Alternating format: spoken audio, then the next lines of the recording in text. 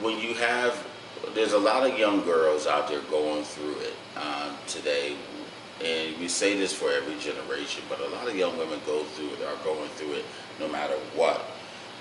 And I fear, well, I pray that it's not worse, but for a lot of cases it is worse than ever in history. We have women who are being bullied. Yes. We have women who are doing the bullying. We have more and more women taking advantage of other women and, lack of better word, pimping them out towards other women and guys. You have women feeling that they need to emasculate and dominating, and now we have more women being involved in sports. So happy for, but then some are abusing them for it. Right.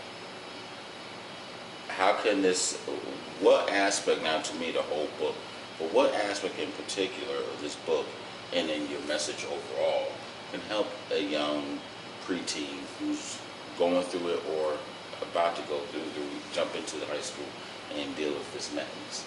Well, the primary message is just really don't defer your authority. And I say that over and over again, but deferring your authority has to do with if someone's bullying you, don't believe what they say. Now, you don't have to tolerate it. Now, something does need to be done about the bullying, but don't internalize it. Because if someone's coming up and saying your hair is nappy, or your hair is too straight, you're too yellow, you're too black, you know, whatever it is they're bullying you about, don't internalize it, because that's what God made you as. So if your hair is knotty, then you have knotty hair. If you straighten your hair, then you have straight hair. If you put in some hair, look, you paid for it, that's your hair. So it's more along the lines of accepting yourself. Like, I use the story with Adam and Eve a lot, because when it says your desire will be after your husband and he will rule over you, that's a curse. And when you desire that acceptance from somebody else, that's what's making them rule over you. So people can say anything about you, but if you don't desire that person, then they can't rule over you by their bullying. Insecurity, and also the wanting to be accepted, like you said.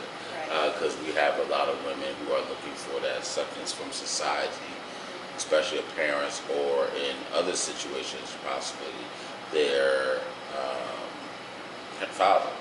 And they seek out all these different things. And we tend to say our children, we always say our father's not being around is going to affect the boys, but it also affects the women in a lot of different ways. And you see this going on now.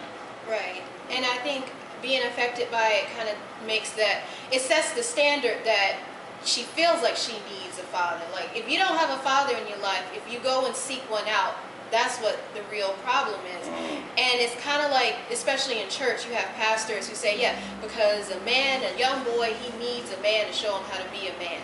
And now that's teaching the child underhandedly not to respect his mother who is present. That to feel like whatever she does isn't complete because she doesn't have a man with her. Because there's always an aspect, you know, you can always believe that even if you have both parents, right, it's an aspect of just placing positive influences around you, powerful forces, not necessarily to make them do or idolize you or do the things that you're doing, but just to help show what happens when you make sound decisions. I think that's what our children are missing, and frankly, our adults are missing. Yes. On a continuing basis. Because when we talk about covenant of rape, Dinah, who was the daughter of Jacob, the patriarch who I was talking about, she had both parents. She had Leah and Jacob, her father, but her father never blessed her. And he didn't even count her as a child.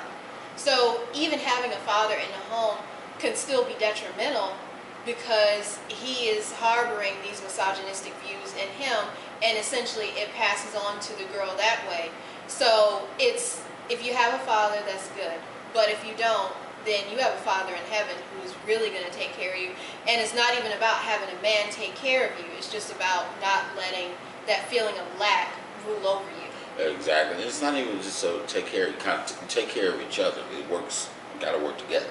Right. And a whole lot of